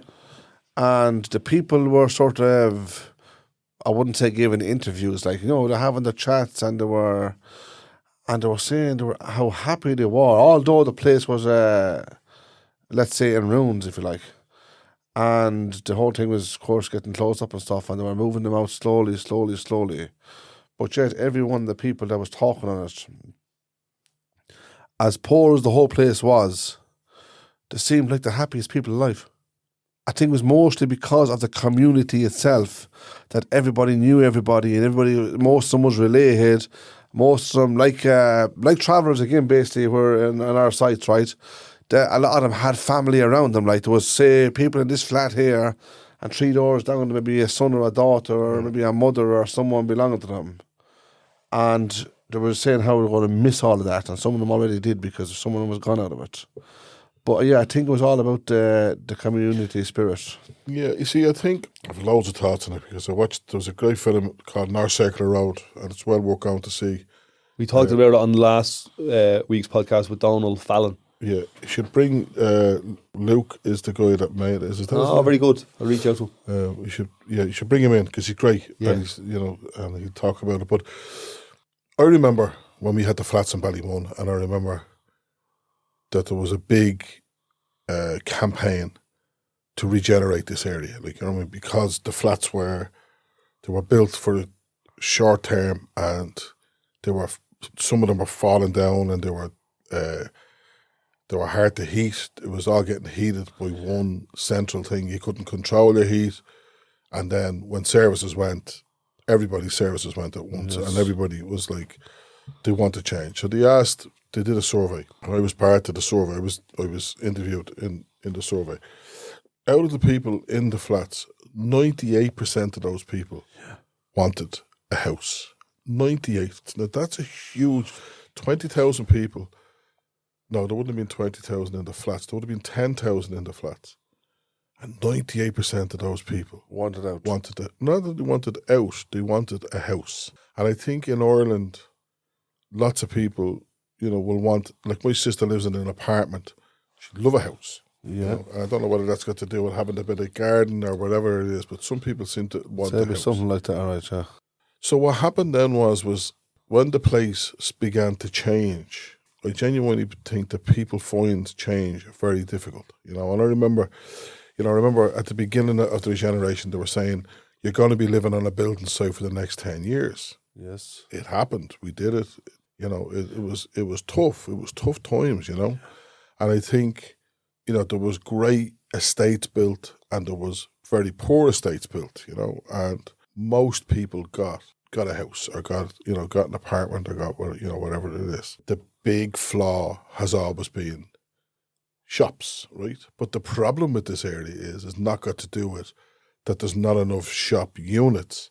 It's got to do with who wants to do business in this area if people don't shop in shops. Or but also if we only rent and our wages are low, you know what I mean? It's not a high wage area. Yeah, you know what I mean. Less than the industrial wages, the Ballymun average. Yeah, you know what I I'd mean? love to see a market in Ballymun once a week. There used to be one on a Thursday, but again, not an awful lot of traders came, and I think a lot of it's got to do with because not an awful lot of people went to spend their money there. We can look through the past with rose-tinted glasses and say, wasn't it great when we all lived in the flats and all? It wasn't. It wasn't that great. It actually wasn't. There was definitely positives. In winter time, the flats were heated amazingly. In the summertime, they weren't heated, and there was some summers that were cold, as in Ireland it happens, and you couldn't control that. There was a lot of antisocial around the flats, a lot of it. Do you think there's more antisocial now? Because it feels to me it's a little bit different now. The levels of, let's say, drug dealing or addiction seems to be just more, but maybe it was hidden in the flats. No, I think, look, everything changes, right? And I think, so it's very hard to rob now, right? Okay, I'm not condoning robbing. It's very hard to rob now. Everywhere, look, there's a camera in this room, you know what I mean? So, it's very, very hard to rob, you know what I mean? So some people in a lot of areas made their money on the rob, right? So the young people would have done that, you know what I mean? I'm not saying it's right. I'm just stating a fact, It's wrong, but it happened. Oh, it's wrong, but it happened, right? Yeah. But now drugs seems to have replaced that. So when I was a kid in the 80s, if you took drugs, you were an outcast. So even some people who smoked hash, and they would have done it secretly and stuff like that, and they would have been, because it was so frowned upon, right? So now we're in 2023 nearly, right? And a lot of people take drugs. I was talking to somebody in Lidl earlier, right? And I was like, what's the story? And they were like, yeah, I'm just back from Amsterdam. And I said, were you in the coffee shops? And they were like, yeah. And there was just real spoken about, and there was no shame or no anything about it. You know what I mean? It was like the stigma and the taboo is gone. A lot of people do a couple of lines of cocaine. I'm one of the people who has never, I think I've seen it 3 times in my life. Don't like the smell of it? I don't like the smell of it. I don't, I wouldn't be into it. Never tried it. And probably too mean to actually buy it, you know what I mean? But it just wouldn't be in my thing. Alcohol would have been my thing. And even now I don't drink. So there is a huge appetite for drugs in society today, in this modern society that we live in, which is quite diverse, huge appetite for drugs. So young people who are being educated in an education system that basically prepares people to go into either post warehouses, deliveries, all that kind of stuff, to IT or whatever. I don't really know. I wouldn't be that well up on what school is delivering people and preparing people for. But in this area, there's not not a big uptake on third level, that kind of stuff. So some of the people who drop away from that and who are from chaotic, that there's a bit of chaos in their life, sometimes dealing becomes attractive. You know what I mean? And so when you're 13, 14, you see people with it. Oh, those lads, they seem to have a bit of camaraderie. And it's, I'm saying lads because I think it is mostly lads. And then there's this kind of myth, well, they're making lots of money. So they will kind of get groomed into that or become part of that. They're not robbers, they're dealers, right? And then we all know the trappings of that, you know what I mean? That you get into dealing, you're on the lower end of the rung, and you got to stand for 16 hours in the same spot. We don't all know that though, because, you know what I mean? We know that because we see it on the streets. We work in the community. You're a youth worker up in Poppentry. There's a lot of young fellas who are 14, 15-year-olds who are dealing. Most of the people I've said that to outside of this community are like, I didn't think that that's what it was. Yeah, but we all have misunderstandings of. So some people would say, "Oh, Mountjoy Prison is a holiday camp everybody has tellies in their cells, but they don't. They're not thinking of the open intravenous drug use, the sanitation, all that kind of stuff. It's not a holiday camp. It's absolutely. So I remember I showed horrific. brought a mate of mine, Mark, around Ballymun, and Hector as well. And I said to him, those are the lads there. And there's a couple of young fellas that we know, 13 years of age, and they're standing there for 12, 14, 16 hours a day. And all they're doing is... And some of them like that. Some of them freedom. Like you say to them, he's into this lifestyle, and they go, yeah, this is great, because they can smoke weed all day, and they can, they'll make a few bob, and they'll. But I'd say to them, what if you want to go on a holiday? No, I can't go on a holiday because they're working a phone. They got to work this phone. The phone is theirs. They've. We're going down the beach for a swim. Do you want to come? Yeah, they won't be able to go. They might be able to go to Keely's and have their dinner or something like that, or go off and whatever. Like, there might be a few little sweeties during the week, but it will be the same every week. It'll be, that they will be working a lot of the time working. There'll be a bit of going for meals and stuff like that, and maybe a bit of going out to a rave or something like that, right? At that level, and a lot of them stay at that level because they're involved in active drug taking, mainly weed. They won't progress. And a lot of those people get lost. They get lost. They just get, they kind of disappear into the ether. Some of them will get intelligence. They'll have natural intelligence, and they'll start making money. They won't take drugs themselves.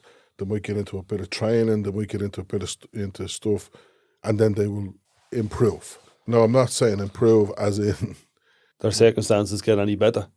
Yeah, I mean, they will still want to remain in a council house. They will still want to be able to collect the dole. Do you know what I mean? So it's not a great lifestyle choice. It's not a great career choice, But for some people, it is the only choice, which is sad,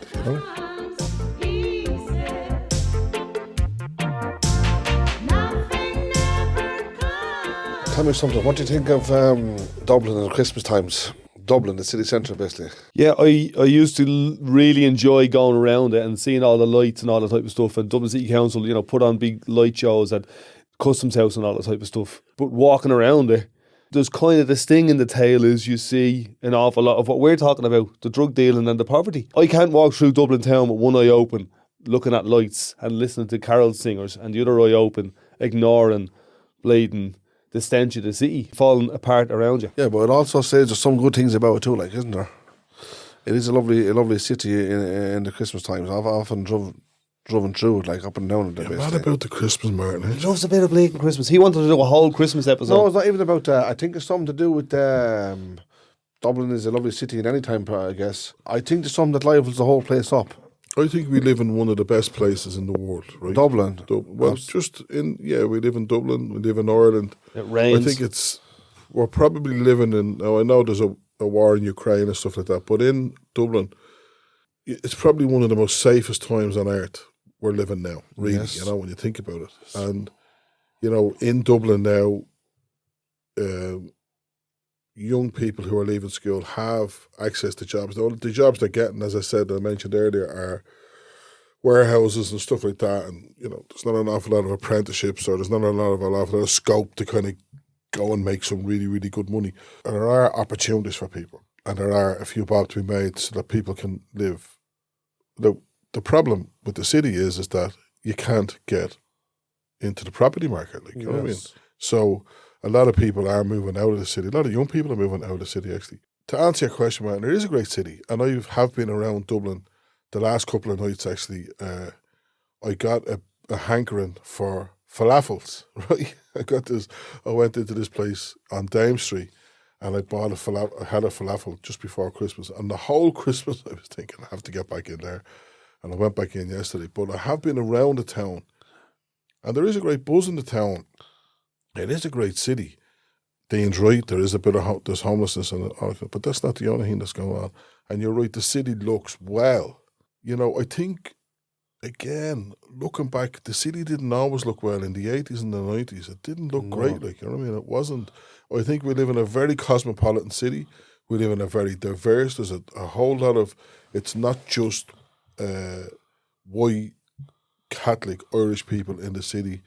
We have a huge, diversity of people in the city, and I love it. I have to say, I absolutely love it. I love. Yeah, I think the fact that it's all lit up at Christmas time is that it literally livels the place up. Somehow it just brings people there, like, doesn't it? And there's something nice. There's nice about that. There's something magical about. I've often driven in and out around it now at this time of the year, sort of, and you see so many people on the streets. But there's something nice about it, whatever it is. Yeah, no, I do like the lights. I went shopping, which is not something I regularly do because I'm just not mad about shopping centres anymore. I used to love them. I'd be in and out of 50 shops, played morning, noon and night. But now if I can get into 2 or 3 shops over the Christmas, I'm laughing. But I went up to the Swords Pavilions and I went in and I got that vibe that you were talking about. Just people busy and happy and milling around. Lovely feeling, basically. Yeah. It's nice, yeah. It's lovely. And I spent the Christmas in the Canary Islands, went surfing with me mate, and the same vibe and energy wasn't really there. You know what I mean? That Dublin Christmas vibe it's really nice. You know what I mean? A couple of jars, couple of gigs, walk around, see the lights, get some presents. Home sweet home. Home sweet home. I love it, man. And I went away on Christmas and I didn't like it, even though it was the place I went to celebrate Christmas, it wasn't like, what you're saying about going to Canary Islands, but I'm not saying they didn't celebrate it there, but the place I went to had snow and had a Christmas vibe, but it wasn't the same as here, And I get what Martin's saying. There is something nice about the town around Christmas, I used to be one of those people that Martin's talking about that was just waiting for it to be over, I actually enjoyed this Christmas. Now, my mother was taken into hospital, Stevens Day, but even the run up to that was great. The family coming together, all that stuff was great. It's deadly. There is something about that people will make that extra effort. Yeah. Well, in a sense, it's priceless. Dean told me there that it was about a week and a half when I was there. How long were you on? You're gone for about a week, were you? Yeah. Well, when he told me he was going first, I couldn't believe he was actually going somewhere else on Christmas. I wouldn't go to the best country in the world if there was one. And I've got all my tickets. You're in the best country in the world. Oh, yeah, I know. I said if there was one, there's one better than this. There's not many better than this. No. And that's what Sparky's saying as well. It's a great bleeding country. I wouldn't take a free holiday and all-inclusive for to go anywhere on Christmas. Never. Even though all the family were sick and all that over the Christmas. Oh, here, yeah. Yeah. Oh, yeah, nearly most of them had the flu. I think half of the country had the flu, to be honest about it. But no, it was still a brilliant Christmas, absolutely, yeah. Peace.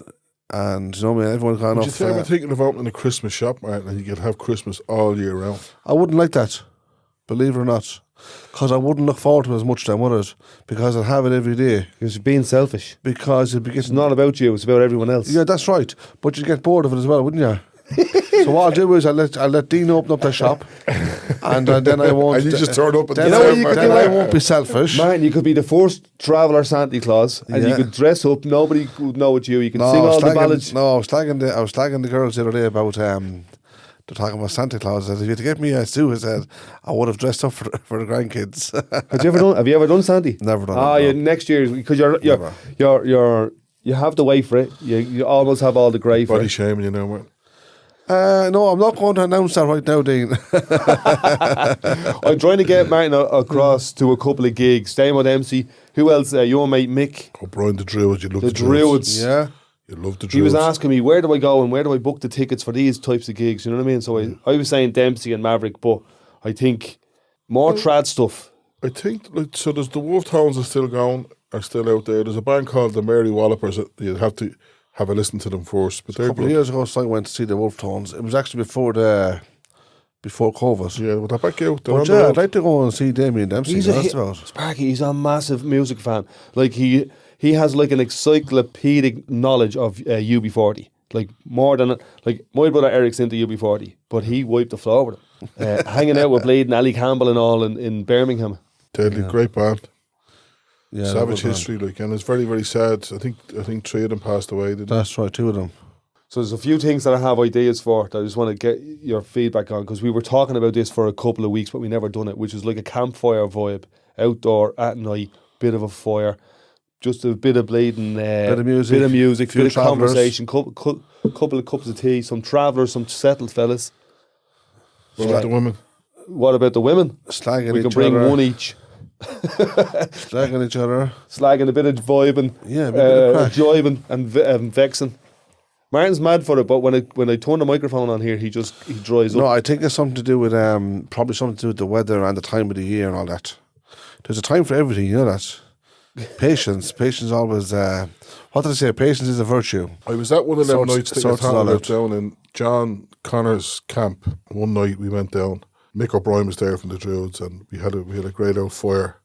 John's grandmother is some woman for lighting fires. Yes, she right.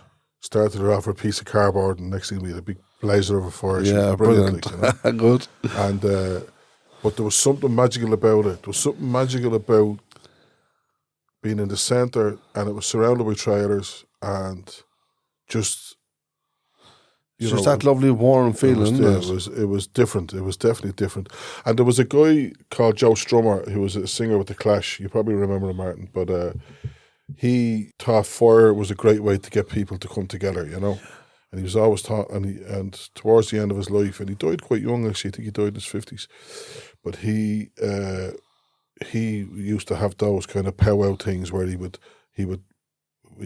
on a piece of waste ground he would invite people, and he'd build a fire, and he'd ask people to come. It transports you.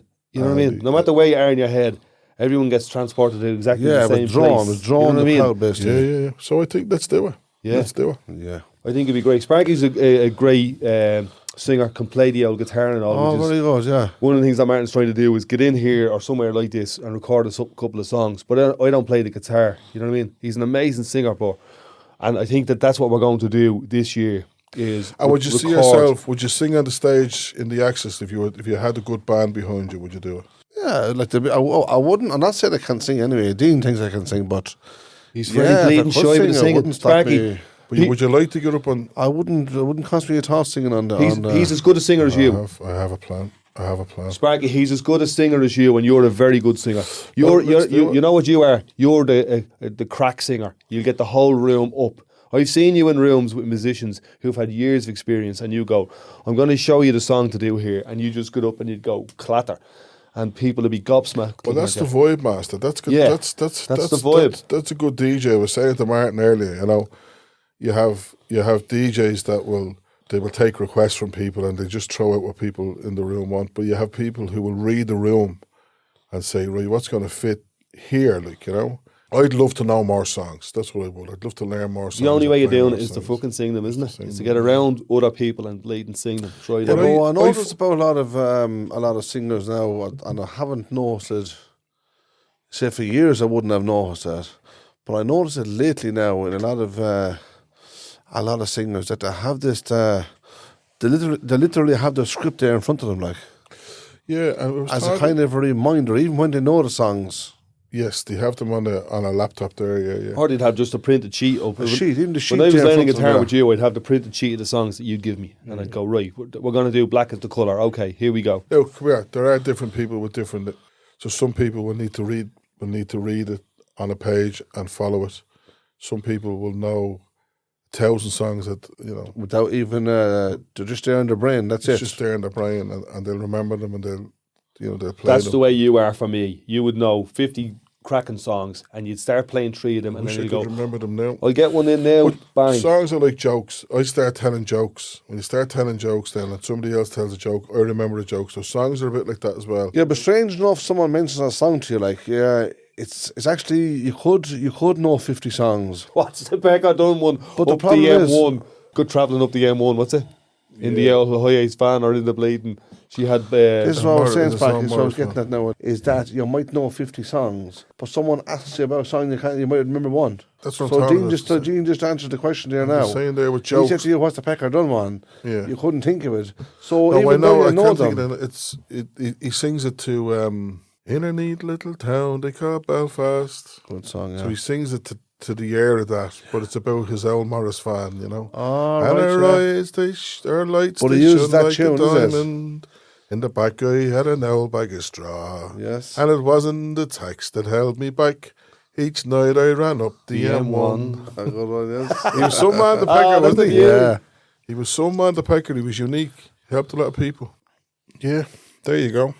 We have the three of us, we have some experience in this community, you know. There's years and years of experience there, and there's years of wisdom. I started doing youth work first. My thought of what youth work was is not what my thought of what it is now, you know. And I'm sure, you know, you're saying you have grandkids now, like, you know what I mean? I'm sure you're able to pass on knowledge and wisdom and understanding to your kids about their kids, you know what I mean? That's right. And I just hope that there are young people now that from this area who want to do what we did and do it with the same interest and vigor, you know what I mean? Like how many of us were doing it in the 80s. It was probably a more generous community spirit. But I have found, like doing the Health and Fitness Festival for the last 3 or 4 years, if you just pour a bit of paraffin on the fire, on the embers, it's still there. You know what I mean? And from doing this podcast, if you just turn the microphones on and record it and get it done, like there's young travellers that have told me, they mightn't tell Martin, but that they listen to this, you know, at night instead of the spliff that they used to smoke. You know what I mean? At night as a sleeper.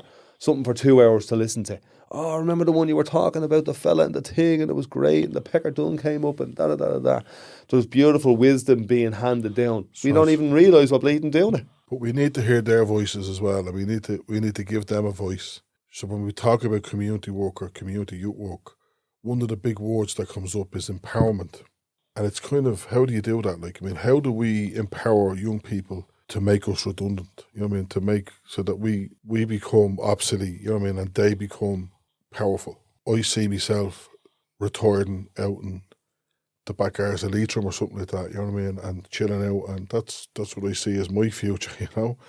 Probably sounds like a very lonely existence, but Sounds lovely to me. I would love to see the type of work that we have been doing, the three of us, continuing. You know, within the travelling community is a very, very tight-knit family system, you know what I mean? That's very, very important and very, within Ballymun, there is a very tight-knit community, you know? You hear about the negatives all the time, and like you even saying there about Dublin's a great place to be, Ballymun's a great place to be, you know? Right. And I know people who live in other communities, which would be much more wealthy, who don't know who their next door neighbours are and never knew who they were, but they'd know them to see and give them a wave or whatever, like that kind of stuff. But there's no sense of closeness or of community or of fellowship or any of that kind of stuff. Yeah, we talked about that where, more or less where Dean lives. Is that right, Dean? Yeah, it's not great there at all. You have to pay people to give you a smile, basically. Is that right, Dean? Well, look, that's their own medicine, whatever on. I work in Ballymun, and one of the highlights of my year was doing the Ballymun Summit. And then at Christmas, I went down the links and I got a mate of mine to come down and play a couple of ballads. We done bingo, we had a bit of crack. And I'm telling you now, there was something magical in doing that. The simplest things is just sitting around and slagging a load of elvins and elpless who are in the last, couple of years of their lives and having that crack with them. Yeah, there's a lot going on. Like, I mean, I think there's a lot going on in this area. If you look at the Facebook pages and all that kind of stuff, it will be all about what's wrong. But there's an awful lot right.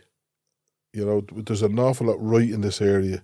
But I think what happens to us is that if we, using driving as a metaphor, if we come up to a T-junction and you look left and you look at your gratitude list of, well, I have a place to live and I have a car and I have family and I have my grandkids and I have, you look down that road and you look to the right and you see there's no shops or there's this, all the negative stuff. We tend to drive right. We tend to drive into that. We tend to occupy ourselves in our mind and our thoughts and our energy into the negative. It's kind of part of the narrative that we've grown up around is to moan and to give out. Like even the thing you were saying there about the homeless thing, the headline is, this fella says, don't do that. Like, you know what I mean? The reality is people will do that, whether he says it. Absolutely. The positive thing is that there is a huge, huge community of people who work in hostels and who work in different places who work in addiction services, working on that kind of stuff. Every single day of the week, all that stuff was going on. The stuff going down in Links is happening. The stuff that's happening with the travellers is happening. All happening. We tend to focus on the negative, and I think if we can, in some way, look at the gratitude a bit more, you know what I mean, and even to look back on our day and say, well, what was positive that happened today? Well, the car started.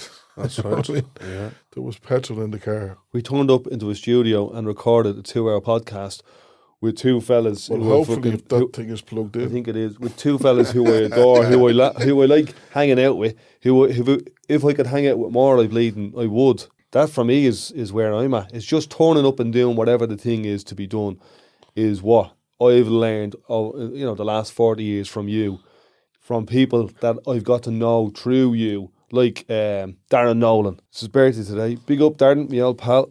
Darren once up Nolan. Oh, him? Yeah. It's his birthday today. Oh, yeah. He passed away sadly last Passed year. away. Oh, He lived a good life, and he hung around with myself and Sparky for about a year or so before he passed, which was really nice. Getting out swimming and talking, and sure we had him out on a bleeding surfboard and all that, and facing his I didn't addiction. exactly know him, but I heard a lot about him, though. Yeah, he came up with the phrase that we use for the Ballymun Health and Fitness Festival, which is "Get it done, Ballymun." And if it can come from a man like that, I think that's the bleeding mantra. He Get was it done. super intelligent. Darren Yeah. was super intelligent. He was absolutely unreal. The stuff that he would come out with, The other fella who I was thinking about, I just remembered his name, was Lunatic. The fella's face that I used to see on every other man's face. Oh, yeah. Was me and Sparky had a really close mate, Daniel MacDonald. He was a rapper. He was performed with Damo Dempsey a couple of times, but he was super intelligent. Yeah, absolutely, yeah. Yup, the Lunatic. Yup, the once up Darren Nolan. And Yeah, come here, there's loads. Look, there's loads. John Duffy you brought up there as well. Yeah, there's loads of... Yeah, John was very naturally intelligent. We seem to be just talking about people that do it, but there's loads of people in this area who are naturally gifted, naturally intelligent, and who are doing great stuff. You know what I mean? So how do we encourage that? How do we give those people a platform and a voice? I think one of the ways of doing it is by just doing it like this. For the whole of COVID, I thought about doing a podcast, but I didn't do the fucking thing. Yeah. You know what I mean? And then one day we just turned up here But it seemed to and be pressed record. everybody was doing Yeah, but we podcasts. done whatever. We done a thing. You know what I mean? Yeah. Like Martin, he's been saying to me for the last six months, is there a group that I can get involved in the community that I can do some things? And yes, there is. There's fucking loads of them. And if there isn't, set it up and do it. Get it done. And Martin was asking me, did I listen to the? I've only very recently started sitting down and listening to podcasts. And I think it's got to do with I've kind of shied away from the BBCs and all those stations on the telly. And at night time, I throw on YouTube. And what I'm finding, what I'm doing more now is that I'll throw on a podcast, and I'll have a listen. It's time well spent, and they're different. You know what I mean? It is different. There's a dude who was one of our first guests on, Jeff O'Toole, and he had never listened to a podcast. He just listens to CDs, you know what I mean? 1980s music on the bus over from Tallaght to Ballymun 3 or 4 days a week. We got him on as a guest. That's right. He started listening to the podcast. He knows me, but he got to know Martin a little bit more.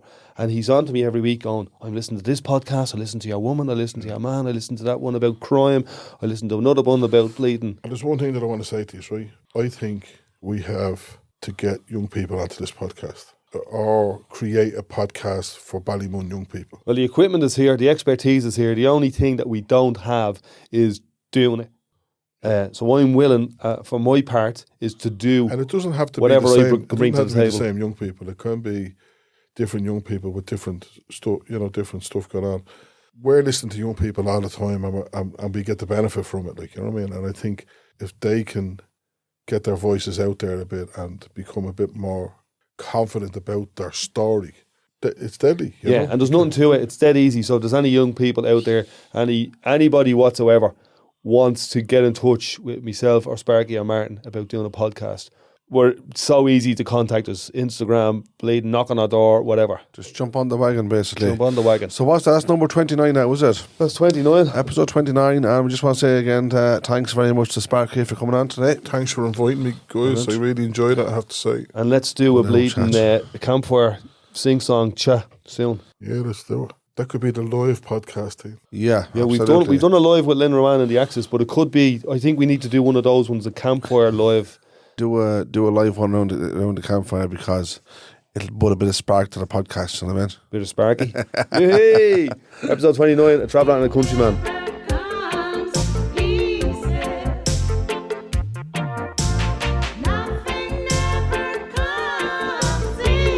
So that's us for this episode, a traveller and a countryman podcast. If you like it, let us know, share it around, and we'll see you on the road.